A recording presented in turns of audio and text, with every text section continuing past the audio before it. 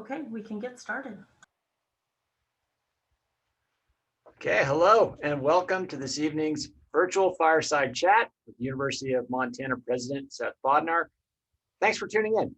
My name is Justin Angle. I'm a professor at the College of Business and the host of a New Angle podcast. Tonight's event is brought to you by the University of Montana Alumni Association. We're also pleased to be joined by Brandy Reinhardt, our sign language interpreter. This evening, we're using the Zoom webinar system, so you can ask a question at any time using the Q&A function at the bottom of your screen. I'll do my best to get to as many of your questions as possible. Well, President Bodnar, you knew coming into this job that it would be full of challenges, but I doubt you could have envisioned a semester quite like the one we just experienced. How are you doing, and how did we do? Well, thanks, Justin. It's great to see you, and great to see everyone virtually. I speak for all of us on campus when I say just how much we miss having the extended members of the family here on campus. We are very much looking forward to the days when we can once again be together in person, whether that's cheering the Grizz on in Washington Grizzly Stadium, or in the Adams Center, or on the track, or here for homecoming, and just all the events that I think are so special for you that we just miss so dearly this year. So I want to just start by thanking you for being here. I apologize, I don't have a fireplace here in my office on campus. There might have been one originally in the 120 years ago. I don't know that answer. I maybe should, but please accept my apologies for the lack of a fireplace in this fireside chat. But yeah, Justin, to your question, yes, it has been quite an unpredictable past year. And no, I did not expect. As we were working hard to make steady, tangible progress here at and as we have, to be dealing with a global pandemic. But as we used to say, back when I was in the Army, you don't get to choose the wars you fight, right? All you can do is fight the war you're in the best way possible that you can. And I tell you, it has been a heck of a 9 months. There really hasn't been any aspect of instruction or operations at that has not been impacted by COVID-19. As you'd expect, it was funny, I just got off a call with the other presidents of the Big Sky Conference. And we're talking about athletics issue, but of course we share some things and sort of joking, boy, we all look pretty tired. And it has been a pretty taxing time. And it's frankly been the most challenging period of my life as a leader. There's no playbook out there for running university in the midst of pandemic. Every day brings new challenges, unexpected challenges. But I tell you, this has been the most challenging time of my life, perhaps, but it's also been the most inspiring time in my career. I've, over the past 9 months, been amazed, humbled by the way our faculty, staff, and students have really risen to tackle the challenges of this pandemic. And it really embodies, I think, and exemplifies what's best about the family. Our creativity, our cooperation, our resilience, and at the core of that, an abiding commitment to our students' success. And really, that's what we've had at the center of everything that we've been focused on is how do we ensure that our students can keep on learning safely through this pandemic. Last spring, we established a group, a campus response and preparedness group. That's administration, faculty, staff, students. They began meeting regularly to identify challenges, propose solutions.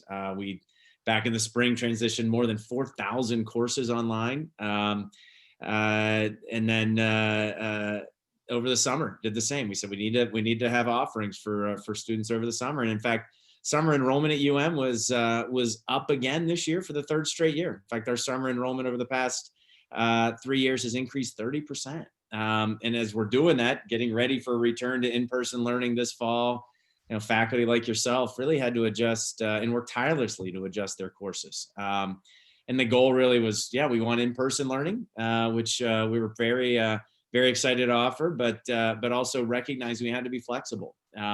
Some students needed to be remote at times, whether for quarantine reasons, health reasons, others, and teaching to some students who were in person, some that were remote, it's tough.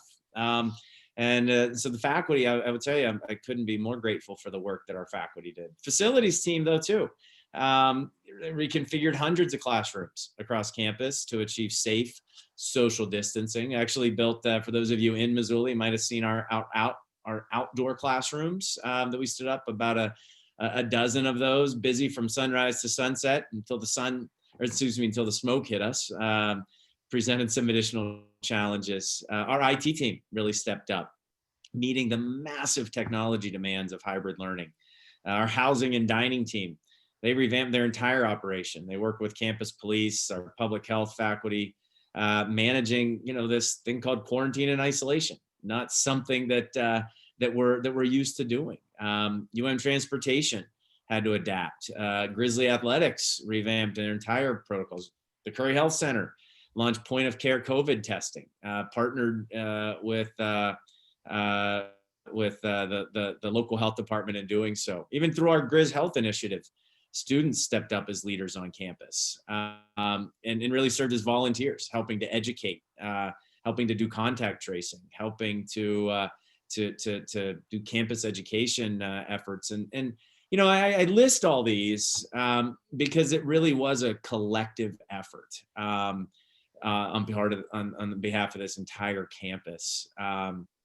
And I couldn't be more proud and more excited of to share what this community did. And frankly, these are the nothing's going to be perfect, but I will tell you, I would say characterize this semester as going better than we could have expected, frankly. And just one more point too, and I think this is an important one, because something that I think is really special about this place is the unique commitment and relationship we have with the broader Missoula community. And in fact, one of our institutional priorities is to partner with place.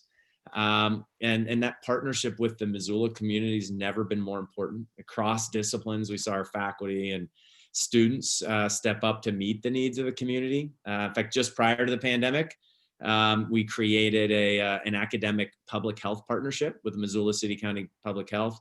One of only 11 of these in the entire country. And it's been instrumental in the pandemic response, making sure that our health department and their actions are informed by the expertise in our School of Public and Community Health Sciences. We established also the SCAG Center for Telehealth and Precision Medicine, helping to provide access to care in remote areas, advancing the realm of telemedicine as well. Many of you know that we are doing COVID testing for the state of Montana. Our genomics core is certified and equipped and is processing COVID-19 tests every day. But outside of the realm of health and medicine, also our history students took quick action to document the experience of people through the pandemic so that we can reflect on that in years to come. The Montana Rep performed a virtual interactive play called Zombie Thoughts for thousands of Montana's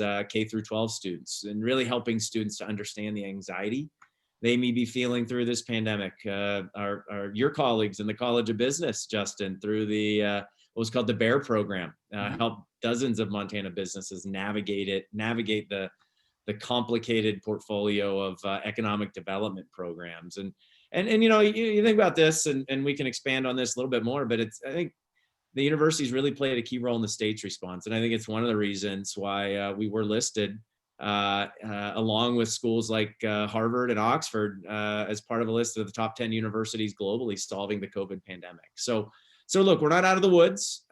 We have a lot of work to do. Our COVID response team is continuing to meet daily. We know new challenges will emerge as students travel for the holidays and come back for the spring. But a bit tired, of course, but also filled with pride for what this community has really stepped up to do for our students and for the broader community this semester.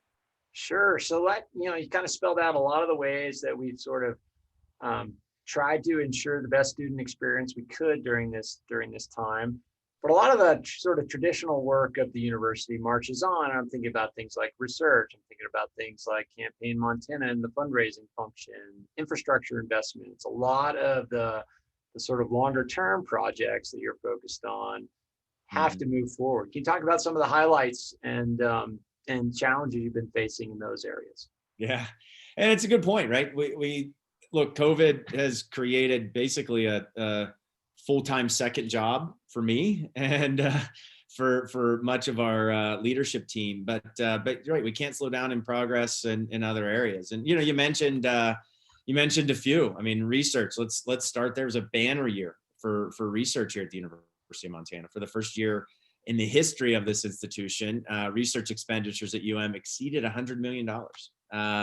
And in fact, research expenditures here have grown almost 90% just in the past 6 years. And that research matters because increased research expenditures means increased impact. And that means not just new jobs, but entirely new businesses, as well as new learning, of course, but significant economic growth. And great examples of this abound across campus. But just take a couple, right? For example, Dr. Kelsey Jensko, he's a professor in the Franke College of Forestry and Conservation. He leads UM's climate office. This year, he got a grant for $21 million to install weather stations, monitoring snowpack and soil moisture in the upper Missouri River Basin. This is one of our nation's most critical headwaters. And that work will provide farmers, ranchers, anglers, conservationists, important data about weather variables and what's an understudied portion of our state. Another example, Dr. Monica Serbin. She's a professor and researcher in our Department of Biomedical and Pharmaceutical Sciences. And earlier this year, she and her colleagues received a $2.5 million grant from the Office of Naval Research. They're exploring new systems for preventing hearing loss among U.S. sailors and Marines. And even though it is Army Navy Week, and those of you that know I went to West Point, it's hard for me to want anything good for Navy right now. We still want that important research to prevent hearing loss, which is a significant problem, of course. But a great story about Monica too, is clearly interested in research around issues and mechanical issues with the ear. Earlier this year, she and her children were working with her dog, wrestling her dog, trying to put eardrops onto her dog to prevent an ear infection. And they'll have this idea. It's like, how do we do this better? Led to, or the thought was, how do we do this better? Led to her and her team's development of a single application antibiotic to treat outer ear infections. It's a problem that affects 10% of people in their lifetimes, huge associated healthcare costs, and worked that into a grant she just got from the NIH for another $1.5 million. Another really exciting development on campus. Maybe a bunch of you have read about Dr. Jay Evans in our Center for Translational Medicine. In September, he got the largest research award in UM's history, $33.4 million, focused on development and trials of opioid vaccines. This is the same group that received multiple grants earlier this year from the NIH for their work on a COVID vaccine. Again, part of that reason that we were among the top 10 universities solving the COVID pandemic. And so tremendous growth in research, which benefits not just the researchers and scholars here, but the undergraduates who are able to participate in that research. So really excited about the research growth. You mentioned infrastructure, again, big focus for us. We're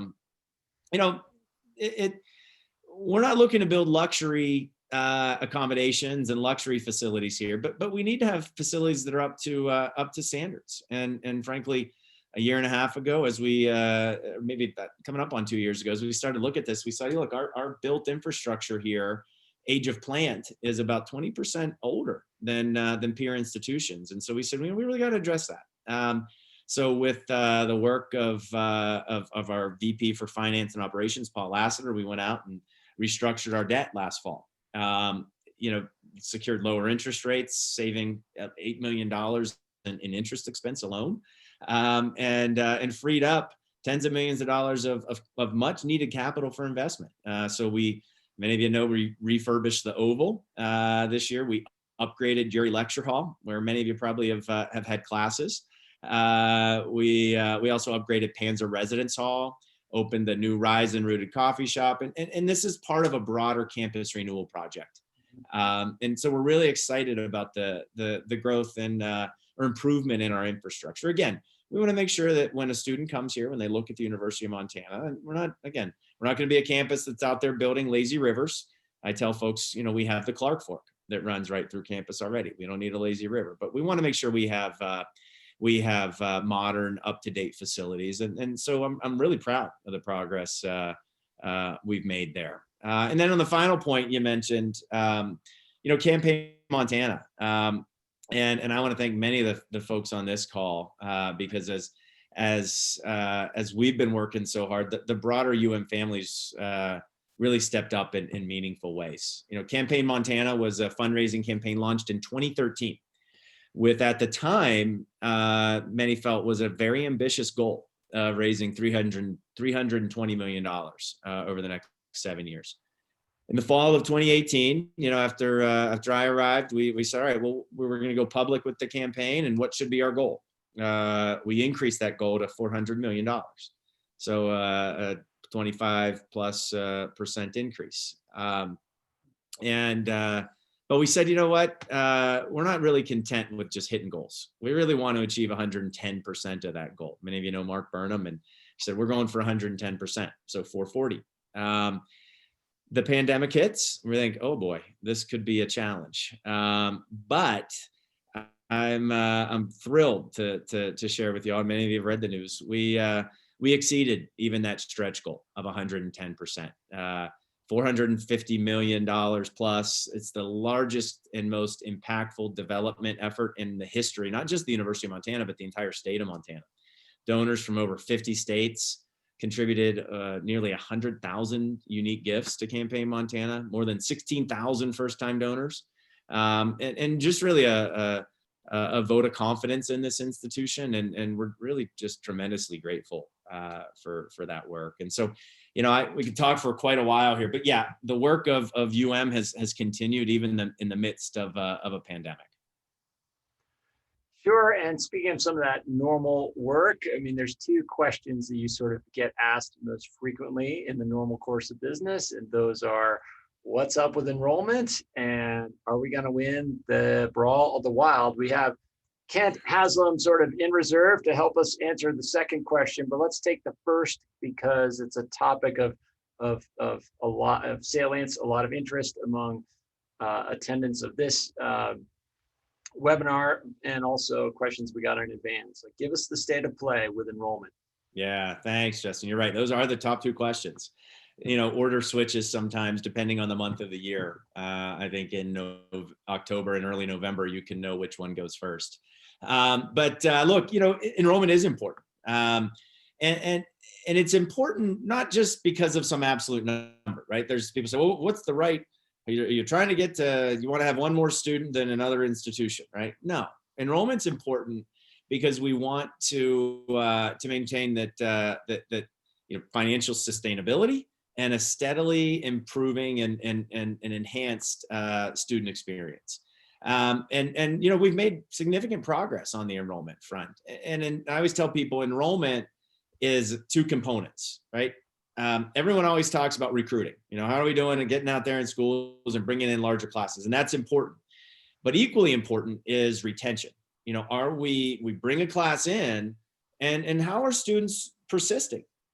Because that's important, of course, from a revenue and an enrollment standpoint, but it's most important because we want those students to succeed. And one of the challenges of the University of Montana from 2011 to 2018, we saw our first to second year retention rate at this institution decrease a full 7 percentage points. So the number of students that came back for their second year, it declined 7 full points. And so we made it a focus. Yes, we've got to focus on bringing in a larger class, but we gotta help students that come here succeed more effectively. And and I'm really I'm proud of the efforts that this team has done. We saw in the fall of 2019 retention after putting a year's worth of effort in. We saw retention increase 3 full percentage points, clawed back nearly half that loss in 1 year. Heading into this fall, we were worried.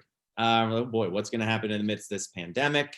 And actually, we saw retention, first to second year retention, increase again, another 3 full percentage points. So 6 full percentage point gain in just 2 years. And so there's challenges ahead, right? The freshmen that came this fall had not a normal freshman experience.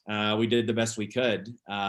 It's better than probably what the other things they could have been doing in this pandemic. But there's some concern moving forward. But really important to focus on retention when we're talking about enrollment. And I'm excited about the progress we've seen now. When it comes to recruiting, that's also important. You know, we need to yes, retain more students, but we need to bring more in. And again, some good progress there. In fact, applications last year were up pretty substantially, especially among non-residents. We saw about a 30% increase in non-resident applications. And, you know, if you rewind to February of 2020, we were feeling really good, saying, look, even with very cautious estimates, we're going to be up, you know, a couple hundred students this fall for the first time. COVID hits, and that optimism went to probably by June, panic, frankly, as we saw projections of 20% decline nationally and really worrying. But we focused, we worked really hard, not just to retain students, but to communicate with students who had applied. We worked really hard to make sure we had some in-person instruction for this fall, that we were open. And we saw a smaller freshman class, but outperformed national averages. Our overall enrollment this year at the Mountain campus, so the 4-year campus, was down in the neighborhood of 4%. 2-year campuses nationally saw much more substantial decline. So overall, UM was down in the neighborhood of 5-ish%.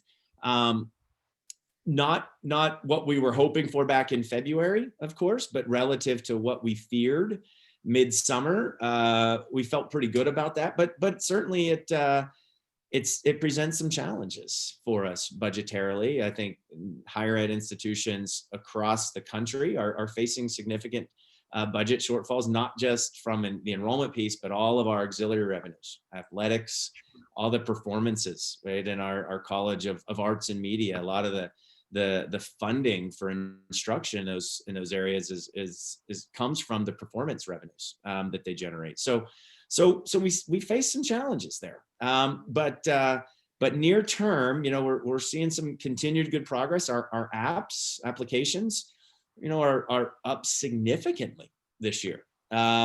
And so on the one hand, we feel really good about that. On the other hand, we're looking nationally and we're seeing financial aid applications, FAFSA applications, down 17%. And so there's some really kind of challenging near-term trends. We feel, again, optimistic about what we're seeing, but there's still a lot of uncertainty out there in the near term. But, you know, in the long term too, I think we're thinking about that on two levels, right? Because we have to do a better job of retention, better job of recruiting. We also have to think about the longer term landscape of higher education. Right.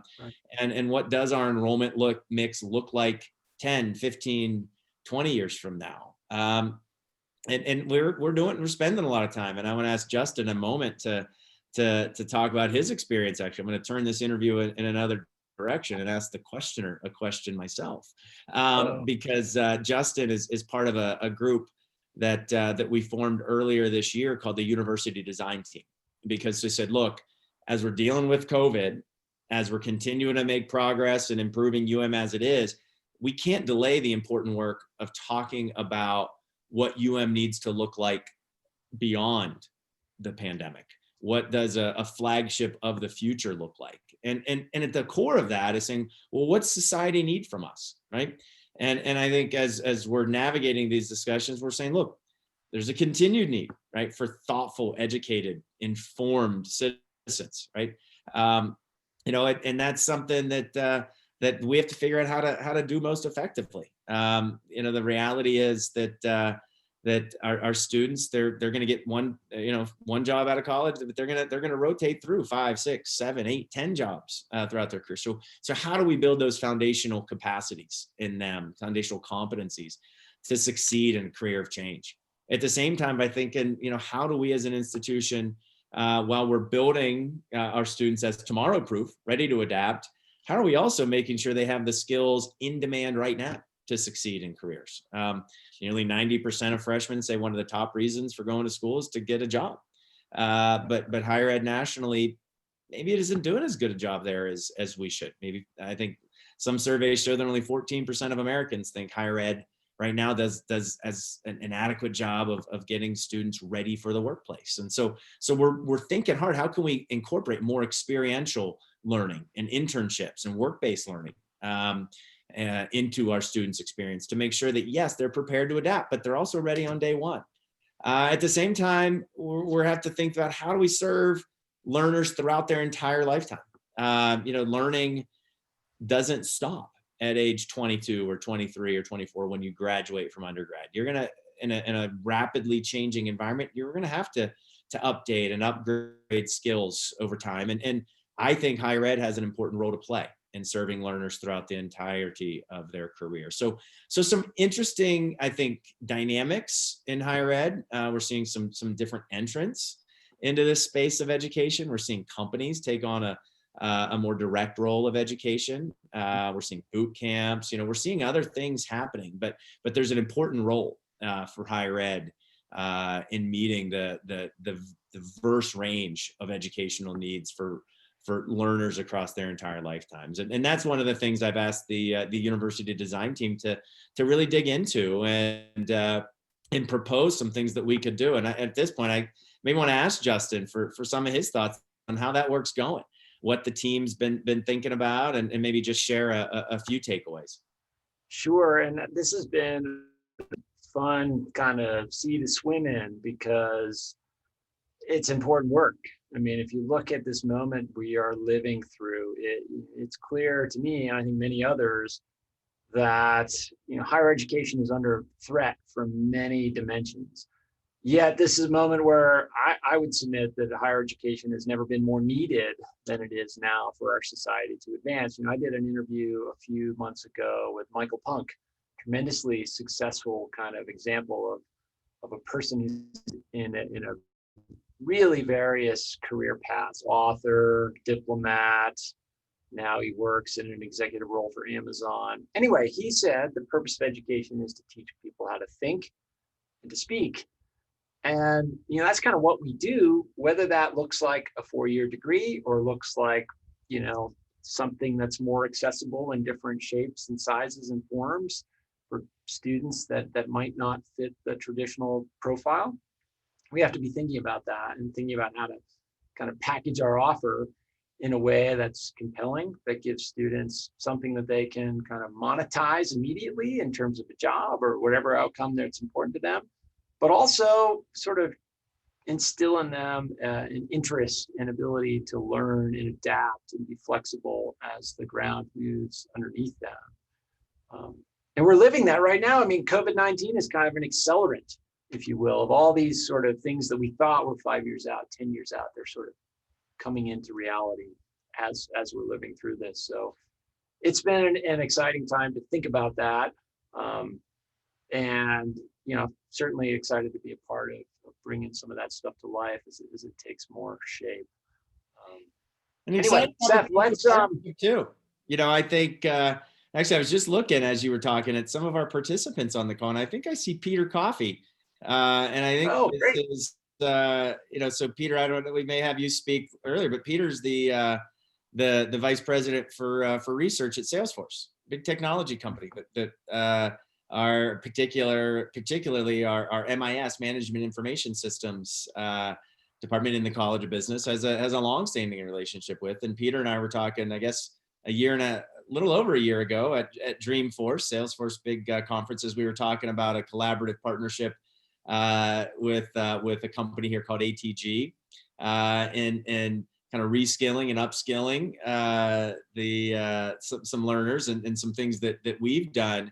Salesforce is doing a lot of work in providing skills for people. But as Peter and I were talking, skills will perish, right? The latest coding language changes, right? Their new technologies come along, and so if we only focus on skills, right, which we should focus on skills, but if we only focus on that, I think the way Peter phrased it, it's like teaching people to use an abacus. We do need to give them both those skills, but also those foundational competencies. And we hear businesses calling for that. We hear employers calling for that. We see the World Economic Forum when they list the top 10 skills that students and graduates need. It is things like analytical thinking and innovation, complex problem solving, critical thinking and analysis. Yes, technology use, but also resilience, stress tolerance, flexibility. Those are the things the World Economic Forum's telling us. And what we're doing is really examining how do we, in a very explicit and intentional way, build those foundational competencies in our students. And that, again, this stemmed from a discussion around enrollment, right? The institutions that get that right, the institutions that marry this concept of career readiness with this idea of ensuring that students are tomorrow proof, the institutions that do that well will succeed. And that's what we're endeavoring to be. Okay, well, I want to make sure we address the athletics piece. Yeah. We have got Ken Haslam joining us in the conversation today. Ken, thanks for being here. Maybe talk for a few minutes, Ken, about what your world looks like right now. I mean, it's got to be stressful, interesting, and ever changing. Yeah, I think you just described it right there. We could end it with that comment right there, that it certainly has been very different. Our student athletes and our coaches by nature are very structured people, and we have now gone through 9 months of complete unstructure. And so that has brought significant challenges. I knew the world was different when I was handed a list of projects around the house to get done on a beautiful fall Saturday, knowing that I was not going to be at a football game. And that's just a different concept for those of us who are in the business of helping student athletes develop. And so it has been different. As I scroll through the participants and the attendees tonight, I see name after name of people that we would have seen here in Missoula around a sports weekend, and I've missed those interactions. But we made the right choice in the fall not to try and play our fall sports. With the testing and the requirements and the unknowns, and we are now getting back into doing what we do, and held our first athletic event on campus since March. Just on Monday, our Lady Grizz hosted the University of North Dakota. We did it in front of no fans, which was not any fun, but we still won, which was awesome. But our fans are so critical to what we do, both as support for us emotionally, but also financially. So it has been difficult, but our coaches and our student athletes have been resilient. We're focused on getting men's and women's basketball continuing to go. We're learning as we get through this. Our student athletes are succeeding in the classroom, and they've adapted to hybrid learning. They've adapted to this new norm. We had freshmen come on campus expecting this wonderful freshman experience in Missoula, Montana. It's been very different for them too. But we're intending to play in the spring. We're looking to see what that might look like with soccer and volleyball and football and softball and all these sports going on in the spring. But that's our goal as we move forward. Awesome. And what can we can you make any predictions at this point, or is that putting you on the spot too much, Ken? As far as, what games will happen, what do they look like, how competitive the teams look? I'm just going to give you some rope to hang yourself here. Athletic directors never make predictions. That's never good. But I can predict when the time comes for us to compete, we'll be ready to compete. We'll be ready to represent the university and the state and these alums the very best way possible. But it's been such a dynamic and changing landscape that we literally, when that ball went up to be tipped on Monday with the Lady Grizz in North Dakota, there was a surge of emotion of just being grateful that that scoreboard was on and that there were people competing. And so we're excited to get going again. Our coaches are ready to get going again. And I really do look forward to a real robust fall of 2021. I think we feel really good about that. In the meantime, we're going to make the most out of it. And we look to everyone to support us and to continue to do what they do so well. And that's cheer for the Grizz. Awesome. Well, thank you, Kent. We're going to keep you sort of in reserve here. As questions come in, we'll get a lot of awesome questions in advance and questions coming in real time. Reminder to the attendees, if you want to submit a question, please use the Q&A function. We'll get to as many as we can. Seth, some pointed questions about leadership and what you've learned about leadership and your team during this experience. Debbie McWinney in particular asks a question about the lessons of leadership during COVID-19 and how maybe you'll take those lessons into your future term here. Yeah, well, thank you. It's one of those things where I keep waiting for that moment when I can get a breath and do some reflection. Hadn't come quite yet, so I need to do a better job of that. But I think, a couple things when it comes to leadership through a time like this, and I think first and foremost is you have to be, and we've seen this, we have to be upfront with, all right, what are the most important objectives that you're trying to achieve, right? And how are you, again, making context and making every decision through context of what's most important. And we said right up front, two things, that our goal is we need to enable students to keep on learning through this. While number two, keeping the health and safety of the UM family front and center.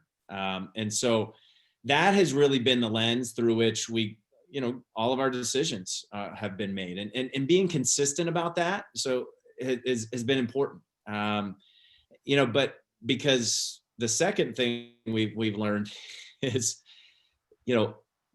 don't make plans too far in advance in a fast changing situation like this. The evolution of this pandemic, what we foresaw in March, and what we were thinking about was just so dramatically different by the time we got to August. And so I think we've had to really get comfortable with that uncertainty, keeping, again, the intent, the high level objectives, right? Students keep on learning, keeping health and safety front of mind. Those have guided us, while being very clear with folks that we're going to have to continue to adapt. And I think we do have to take that forward. Being clear about, what are the guiding imperatives of this university? Who are we serving, and what does society need for us and from us, and that's, as we talked about the work of the university design team, that was a big component of, I think, the group's work is really saying, all right, what does society need of a flagship for the future? And that's an important, again, lens through which we shape those longer term efforts as well. Yeah, so that question, some of a theme amongst the question that's come in is around that term you just used, flagship for the future, and folks, like, what does that mean? And can you speak a little bit about, I know you said you don't want to make plans that are too long term, but in terms of a vision, can you talk a little bit about your vision for the institution? Yeah, so I think the term flagship university, we all have different kind of interpretations of what that means. We have it's providing education, it's research, it's all these other things. I think of it in a much more comprehensive and perhaps holistic way. That I think, to your point, and I've shared with folks, yes, higher ed faces challenges, but I believe that high quality, accessible public higher education is more important than ever for this country, not just for Missoula or for the state of Montana, for our republic.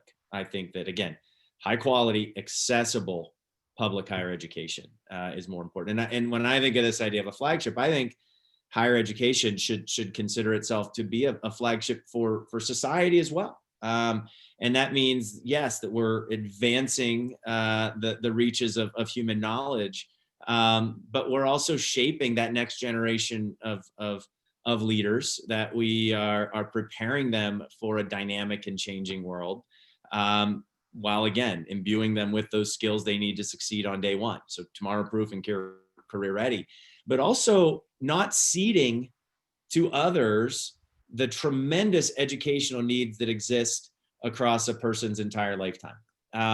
And again, everyone talks about the future of work and how quickly it's changing, and automation and disruption and the elimination of jobs. Frankly, jobs aren't necessarily being eliminated in mass, jobs are being changed in mass. And so what I think we have to do a better job of is saying, how do we as an institution expand our conception of what defines a learner, and expand our conception of the ways in which we can serve those learners? Yes, through online offerings, but also through shorter credential-based offerings, for that person who maybe needs to stop out and reskill or upskill to get that new job, to shift careers. It means partnering with employers across the state of Montana and beyond to say, what are your learning and workforce development needs, and how can the university help you upskill your own employee base? Employers struggle with that. They say, I need more skilled workers. I need more talent. And can you graduate more? And I said, well, can we talk about the workforce that you already have, and how can a university really help employers think about that? I think those are things that higher ed hasn't spent as much time on. And I think it's something that we need to spend more time on, and again, think much broader about the range of learners that we serve. Sure. So some technical and specific and some broader questions coming in about enrollment. And they generally focus on, let's break it up in terms of retention and then recruitment. In terms of retention, speak about some of the things that we've invested in, some specific sort of tactical things we've invested in. And also, what have we learned that is successful keeping students here and advancing them more effectively toward their degrees? Well, I'll start with the second portion, because as I joined and we started looking at that, significant decline in retention, we said, well, what is driving that? Why are students leaving?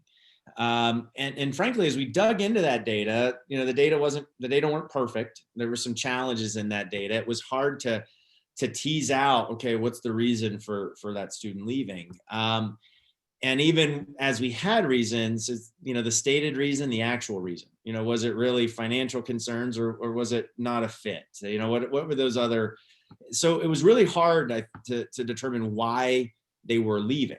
So he said, well, let's flip that and say, well, why does a student stay?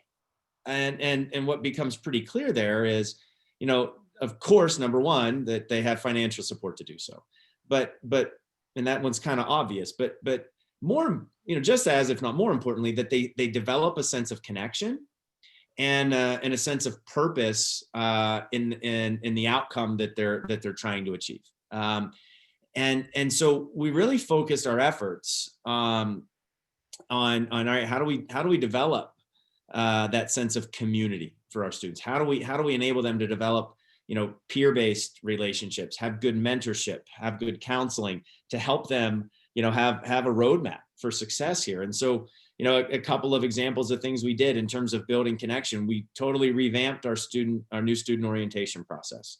We expanded it by 3 days, and that was driven by looking at something that many of you probably participated in initially, was the freshman wilderness experience, which in 2018 and earlier years, there was an option for about 100 students to come to orientation early, and they went out camping for 3 days. We looked at, I said, well, that's interesting. I ran into some freshmen my first fall here, and they were like, wow, they were all interacting. They seemed like best friends. I asked them where they were from. One was from Colorado, another from California, another from Helena. I said, well, did you all know each other beforehand from camps or something? They said, no, we're at the freshman wilderness experience. But they had these great relationships. When I looked at the data, retention rates among freshman wilderness experience participants were about 10 to 12% higher than the typical student. Now, some of that's selection bias, but not all of it. And so we said, look, not every student wants to go camping, but every student, we said, should be in a cohort-based teamwork building pre-orientation experience. So we created something called the Big Sky Experience, launched it in fall of 2019. And yes, included the freshman wilderness experience, but also opportunities with the Missoula Art Museum, with campus facilities, even to do kind of team-based projects for a few days leading up to orientation. I think that was a big component of the retention increase from fall of 19 to fall of 20. Unfortunately, due to COVID, we couldn't do the Big Sky Experience in that manner this year, but it's going to be back in full force this fall. Another example, is just around mentoring and counseling of students. So, all right, how do I think about the courses I'm taking now and how that leads me on a roadmap, not just for graduation, but also for success beyond that? So we've significantly increased our advising staffing, as well as equip those advisors with software that gathers input from faculty members who are giving up status and progress updates on students, helps that advisor get some early warning of students who may be getting off course, and can step in and help that student, not just in that course, but looking at planning the rest of their academic experience. And we're really working hard to build out a much broader capacity around internships and experiential learning. Again, to imbue in students that sense of purpose and clear direction that enables them to persist and succeed through graduation. So a whole host of efforts. You could, clearly I'm kind of passionate about this, so I could talk about this for a couple of hours, but perhaps I'll pause there so we can get some other questions as well. Yeah, let's address the recruitment piece. As far as, a few questions have come in about what we're doing specifically to attract out-of-state students. And so that sort of begs the question too, like, how do you think about the appropriate portfolio of students that we should have at the university? But what do we know that works for attracting students to this institution? Well, first and foremost, they have to know about us, right? And that's something that we've really put a broader emphasis on over the past coming up 2 years. We made some adjustments, and that it takes some time actually to get those relationships developed with out-of-state students in particular. And there's kind of two different approaches here for in-state and out-of-state, right? For in-state, we just got to go be more present. Many of you know that I made it a point to travel around this state and go visit high schools personally, and I did that last year. I did it the year before actually as well, and trying to figure out how I can do so virtually this year. Talking about the opportunities here, helping students to be aware of the tremendous opportunities at the University of Montana. Out of state, obviously I can't travel to every high school around the country, but we are doing a better job of trying to build what we would call the top of the funnel. So people that are aware of the University of Montana are thinking about applying, and you have names that you have access to, and you start to communicate with them so they become aware, and then you have to build that relationship, and sometimes that relationship with a community takes a number of years, because the high school in Illinois might have one student who comes to the University of Montana, and then suddenly you start to build a pipeline of students because they're aware that, hey, Justin, yeah, I'm from Winnetka, and I went to the university, or Justin went to the University of Montana, maybe I'll look at them too, and suddenly you start to build those. So that takes some time. And so we saw applications from out-of-state students up significantly last year. We're seeing that again, but yielding those students as enrolled as enrollees here takes a consistent relationship building, and again, being very clear about the value proposition of this university, which is strong, but which we haven't done, frankly, over the past decade or so, a good job of communicating. We got a little bit behind. Not just our main rival on the other side of the divide, who started some of these things in the late 1990s, early 2000s, frankly.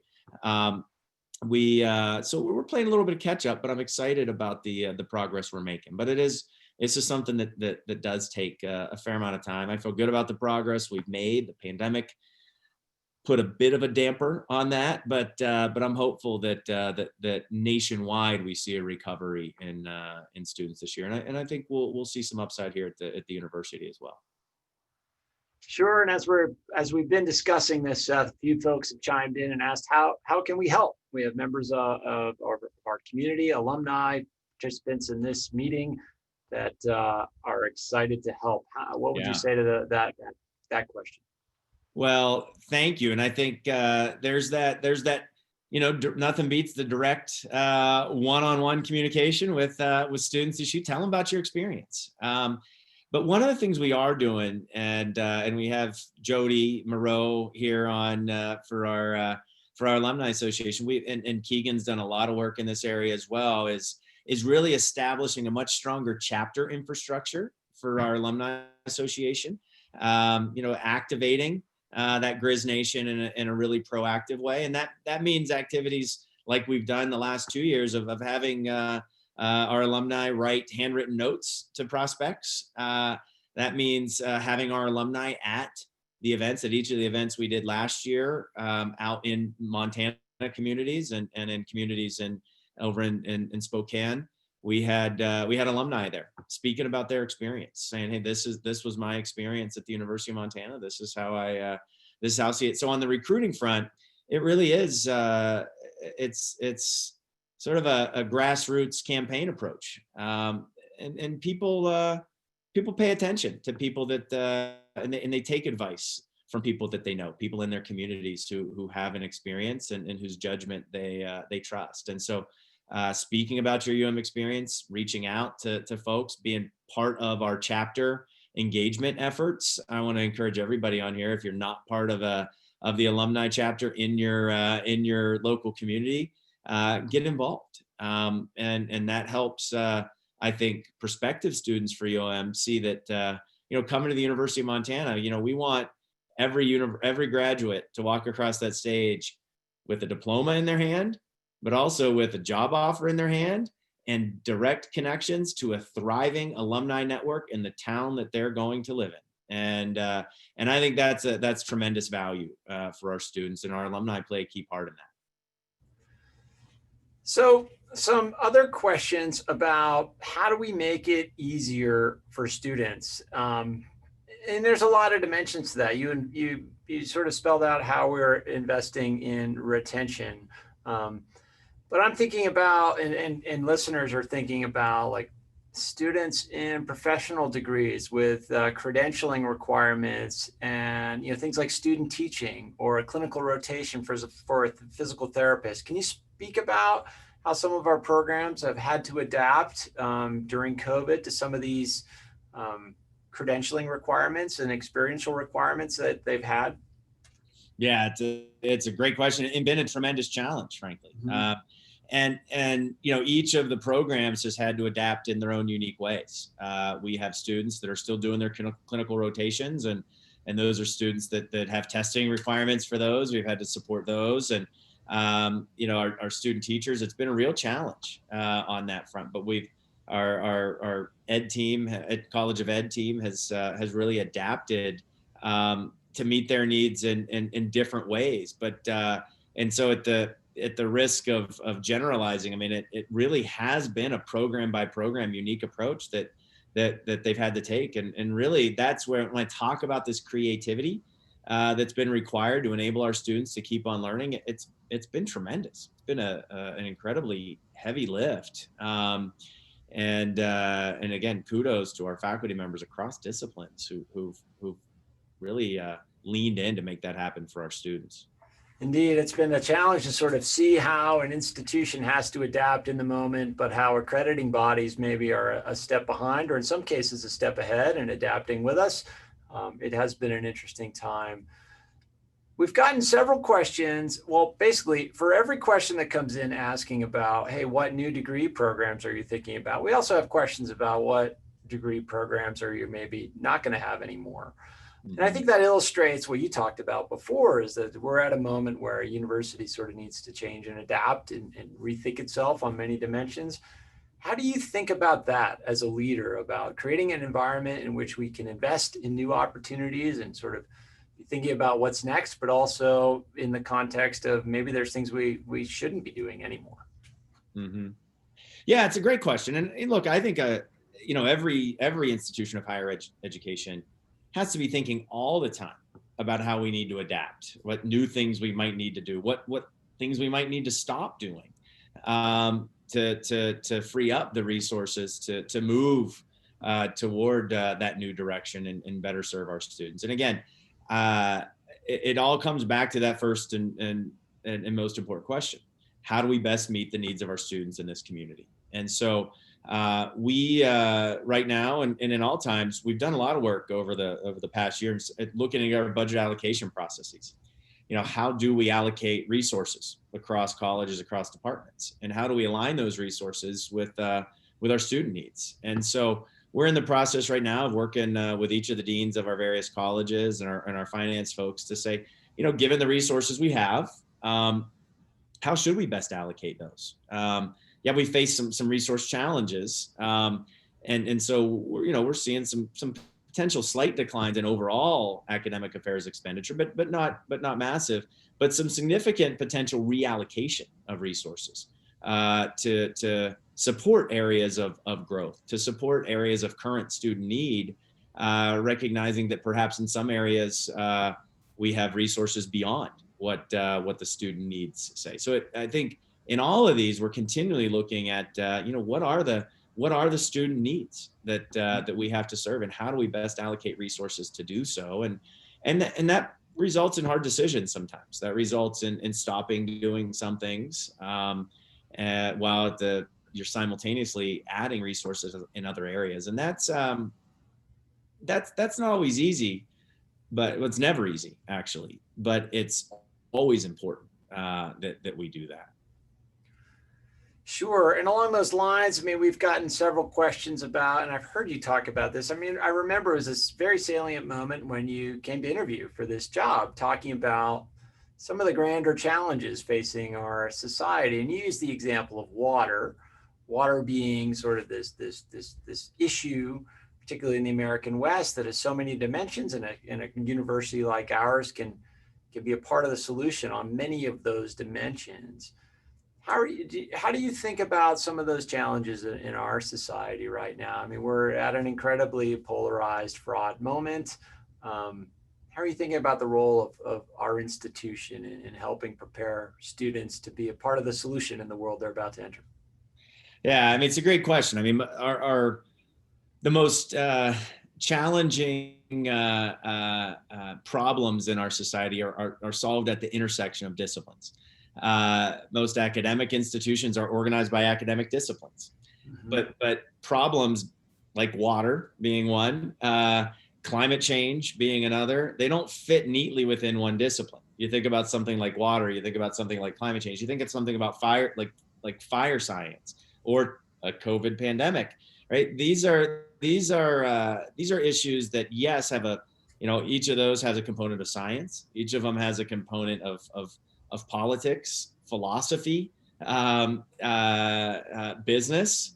It's just across the board. And I think, there's a tendency in higher education to over specialize, perhaps too early. And I think one of the things we have to really push hard against is making sure that we don't silo ourselves within disciplines, and we don't silo students too early within disciplines. It's not that we don't want to build expertise in some areas, but we need to enable people to and shape their ability to solve complex problems across disciplines. The reality is, you look at I think a study by the New York Federal Reserve a few years ago showed that I think 3/4 of students, 3/4 of college graduates are working in disciplines not directly related to their undergraduate major. I saw earlier, I think we have Eric Sprunk was on the call. Eric was an accounting major. Eric probably hasn't done the true accounting skills for 20 years, right, in his role. heading product for a company like Nike. And so I think one of the things that we have to really recognize is that, yes, we have to build those skills, but again, build in our students, and also build in our institutional structures the ability for problem solving and for learning at the intersection of disciplines. We use this term interdisciplinary approaches. They're really important, and that's something that there's tendency in the world of higher ed to narrowly specialize, which is important in some aspects, but not at the expense of enabling people and empowering people to work across disciplines and really attack complex problems like water rights, like water scarcity that you referenced.